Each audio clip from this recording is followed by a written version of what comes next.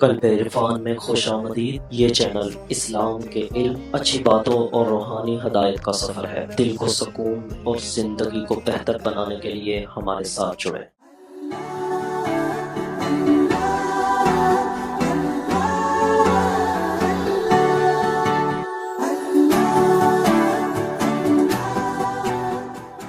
اللہ کی یاد سے غافل نہ کر سکے وہی مرد کہلانے کے حقدار ہے۔ سو یہ درجہ ذکر ہونا چاہیے اللہ کے تعلق میں۔ اللہ تبارک و تعالیٰ نے فرمایا فذکرونی، مجھے یاد کرو، میرا ذکر کرو۔ اور ذکر کس شان کا وہ میں نے عرض کر دیا کہ ذکر اس شان کا کہ پھر جب اللہ کا ذکر بندے کے من میں رچ جائے اور تن بدن کی نس نس میں اللہ کا ذکر سما جائے اور رگ و ریشے میں خون کی طرح اللہ کی یاد گردش کرنے لگے، تو پھر دنیاوی لاکھوں مشاغل و مصروفیات بھی ایک لمحہ بھر کے لیے اسے اللہ کی یاد سے غافل نہ کر سکے۔ اور اللہ کی ذکر میں یہ مگن ہونا، یہ یقین جانیے انسان کو اس درجے تک پہنچا دیتا ہے کہ ابتداً حالت بیداری میں وہ کبھی اللہ کے ذکر سے غافل نہیں ہوتا، مگر وہ بندہ ذاکر بن جائے تو نیند کی حالت میں بھی اللہ کے ذکر سے غافل نہیں ہوتا۔ بندہ سوتا ہے مگر اللہ کی یاد قائم رہتی، بندہ سوتا ہے مگر اللہ کا ذکر اس کے قلب باطن کو بیدار رکھتا ہے۔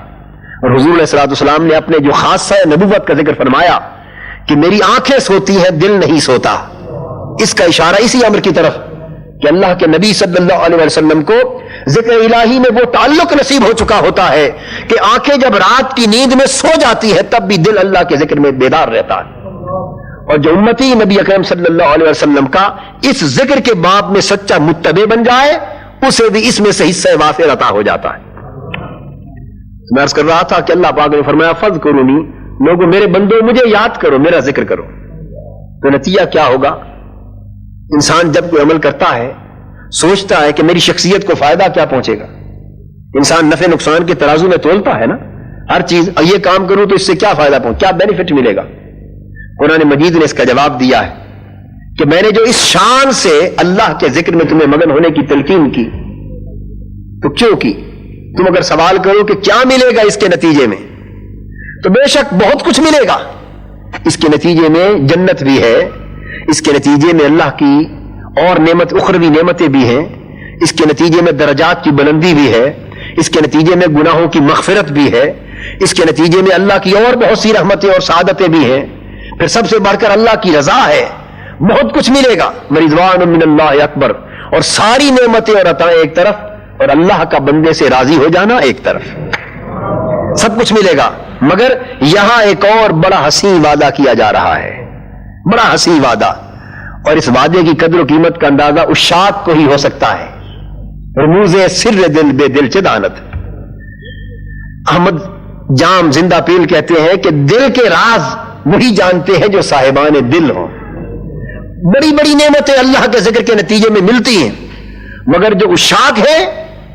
جن کا تعلق اللہ کے ساتھ عشق و محبت کا قائم ہو چکا ہے، اور جن کی شخصیت اور جن کی سیرت و کردار محبت الہی کے رنگ میں رنگی جا چکی، انہیں بہت سی دیگر نعمتوں کے ساتھ اتنا سروکار نہیں ہوتا جتنا خاص اس نعمت کے ساتھ کہ جس سے ان کے جذبہ محبت کی تسکین ہو۔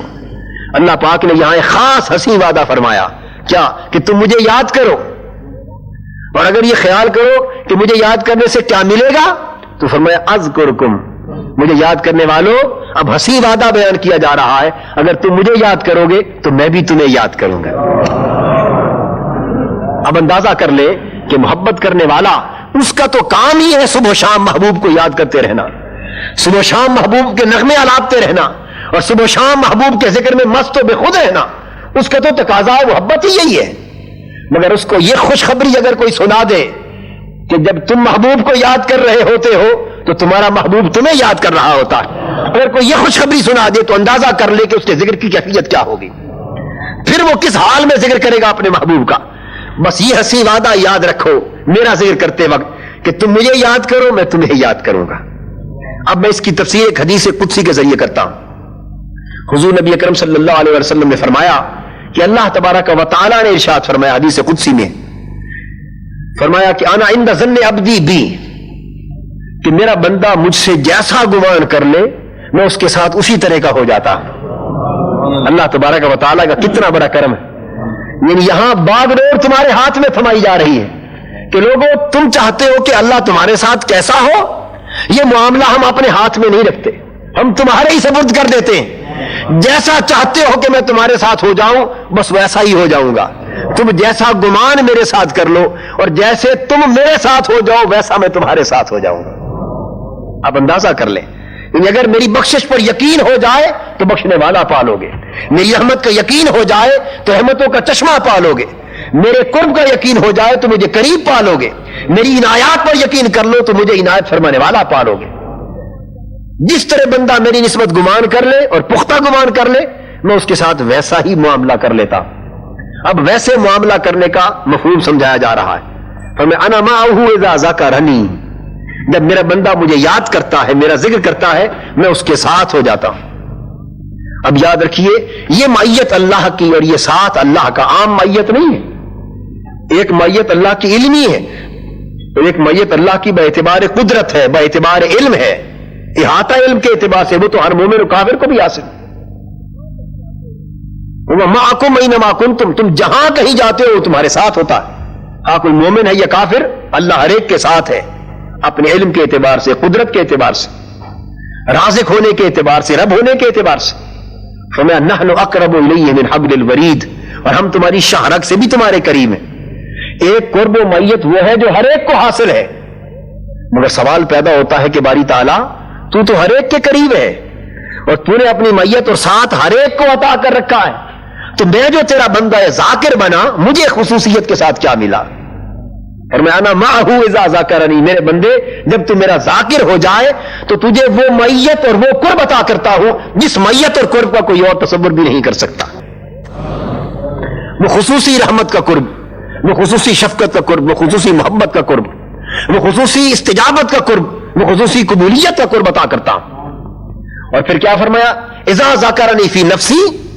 ذکرتہ فی نفس، اذا ذکرنی فی نفسہ ذکرتہ فی نفسی، وَإِذَا ذَكَرَنِي فِي مَلَئٍ ذَكَرْتُهُ فِي مَلَئٍ خَيْرٍ مِّنْهُ، اگر میرا بندہ مجھے اپنے جان میں، اپنے نفس میں تنہا بیٹھ کر یاد کرے تو میں بھی اسے تنہا یاد کرتا ہوں، اگر میرا بندہ مجھے بھرے مجمع میں، اجتماع اور مجلس میں یاد کرے تو میں بھی بھرے مجمع میں بندے کو یاد کرتا ہوں۔ مگر فرق یہ ہے کہ فی مَلَئٍ خَيْرٍ مِّنْهُ، تم عام لوگوں کے اجتماع میں میری بات کرتے ہو، میں ملائکہ، شہداء اور انبیاء کی ارواح کا اجتماع قائم کرتا ہوں اور ان میں بندے کی یاد کرتا ہوں اور ان سے کہتا ہوں فرشتوں، میرے برگزیدہ نبیوں کی روح ہو، میرے شہداء کی روح ہو، آؤ دیکھو وہ بندہ میرا ذکر کر رہا ہے۔ تم زمین پر فرش پر ذکر کرتے ہو، میں عرش پہ تمہارا ذکر کرتا ہوں۔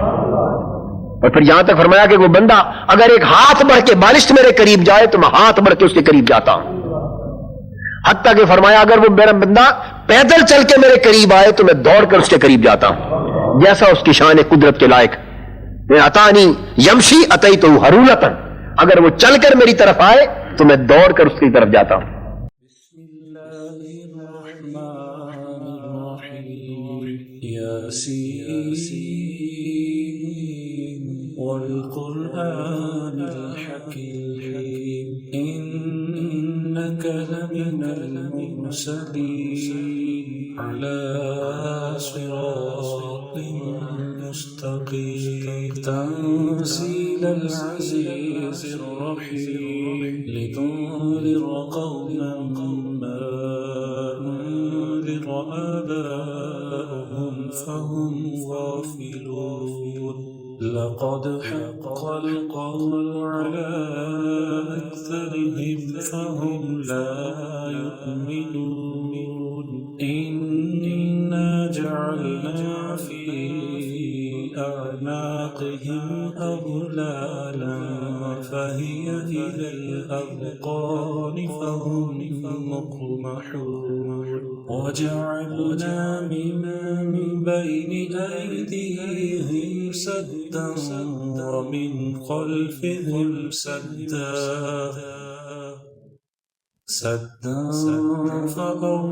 فأغشيناهم فهم لا يبصرون، وسواء عليهم أأنذرتهم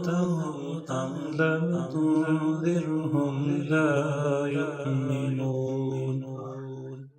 إنما تنذر من اتبع الذكر وخشي الرحمن بالغيب فبشره بمغفرة وأجر كريم